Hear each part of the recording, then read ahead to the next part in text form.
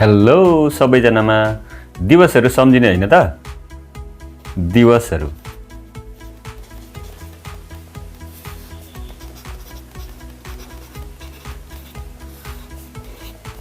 ल यसै क्रममा अब हामी सुरु गर्छौं भदौ महिना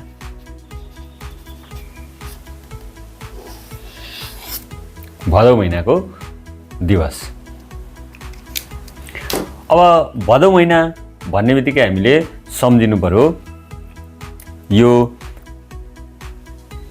भदा भनेर सम्झ्यौं यसलाई हामी भदा भनेर अर्थात् भदौ भनेर हामी सम्झ्यौं हैन भदौ रहेछ कसैको भनेर हामी सम्झिन सक्छौं।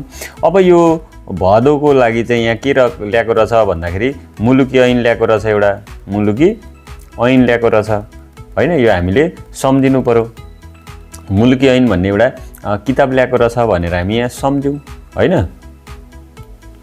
मुलुकी ऐन भन्ने एउटा किताब ल्याएको रहेछ। अब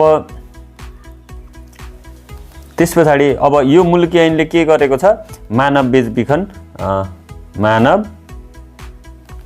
बेचबिखन विरुद्ध छ यो हैन यसको विरुद्धमा छ भनेर हामी सम्झिनु पर्यो।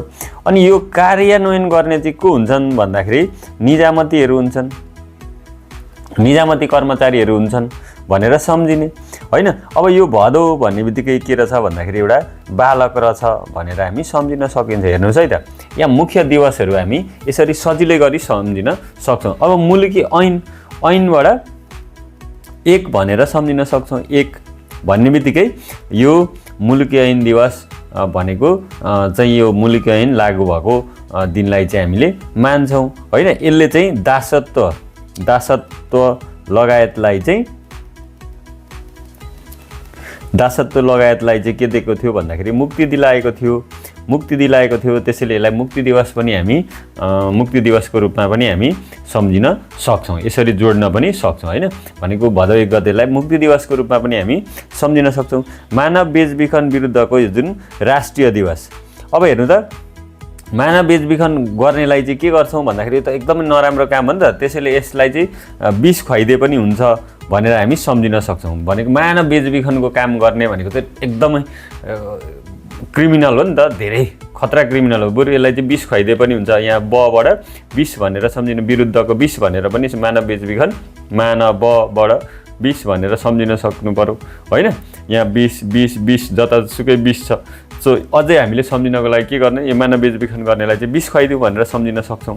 सो 20 गते यो 1 गते हैन त। त्यस्तै अब हामीले अर्को के सम्झिन सक्छौं निजमती देखाउनेलाई चाहिँ हामीले के गर्नु पर्यो टाटा बाइ बाइ गरिदिनु पर्यो हैन टाटा बाइ बाइ गरिदिनु पर्यो भन्ने बित्तिकै बाइ बाइबाट 22 गते चाहिँ के रहेछ निजामती दिवस हुन त यो हामीले याद गर्नु पर्दैन निजामती तयारी गर्नेहरूलाई त झन् गाह्रै छैन हैन। त्यस्तै अर्को छ बालक एउटा बालक पनि रहेछ भनेर हामी सम्झ्यौं। अब यो बालकलाई चाहिँ के गर्नुपर्छ न्यानो बनाउनको लागि चाहिँ उनको कपडा लगाइदिनु पर्छ हैन उनबाट 29 हैन 29 हामी सम्झिन सक्छौं हैन। यसरी चाहिँ हामीले के गर्न सक्छौं भन्दाखेरि यो चाहिँ जस्तो विभिन्न महिनाका चाहिँ दिवसहरू हामी सम्झिन सक्छौं। त्यस्तै यो चाहिँ नेपाली महिनाको भयो हैन नेपालमा मनाइने भयो राष्ट्रिय दिवसहरू भयो। त्यस्तै हामी चाहिँ इन्टरनेसनल पनि हामी के गर्न सक्छौं याद गर्न सक्छौं सजिलै गरी।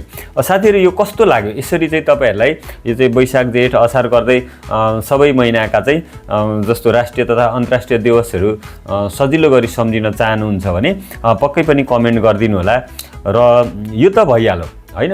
अब यो त झन् सामान्य तरिका भयो अझै तपाईको यो क्रिएटिभ लर्निङको मेमोरी टेक्निक प्रयोग गरियो भने त यो दिवस मात्रै हैन तपाईले बुकमा भएका कुनै पनि डिजिटहरू भयो कुनै पनि तिथि मिति अंक जनसंख्या क्षेत्रफल लगायतका तपाईहरुले यही भिडियो हेर्नुभयो भने जस्तो साना साना केटाकेटीहरुले नै तपाईको चाहिँ जस्तो 118 वटा एलिमेन्ट्सहरु भए हैन 77 जिल्ला क्षेत्रफल जनसंख्या पूर्व पश्चिम उत्तर दक्षिण तिथि मिति यी सबै कुराहरु चाहिँ कति मजाले सजिलै गरी याद गरेको संविधानका धाराहरु याद गरेको तपाईहरुले सजिलै गरी पाउन सक्नुहुन्छ। हुन त यो त नर्मल तरिका भयो अब त्यो सिक्न चाहिँ अलिकति हामीलाई टाइम लाग्छ। र साथीहरू यो कस्तो लाग्यो तपाईँहरूले भनिदिनु होला। यो राम्रो लाग्यो भने म यसरी नै भदौ, असोज, कार्तिक, मङ्सिर गर्दै सबै महिनाहरूको राष्ट्रिय तथा अन्तर्राष्ट्रिय दिवसहरू म तपाईँहरूलाई यहाँ प्रस्तुत गर्ने नै छु भन्दै आजको लागि बिदा हुन्छु। हस्त नमस्कार।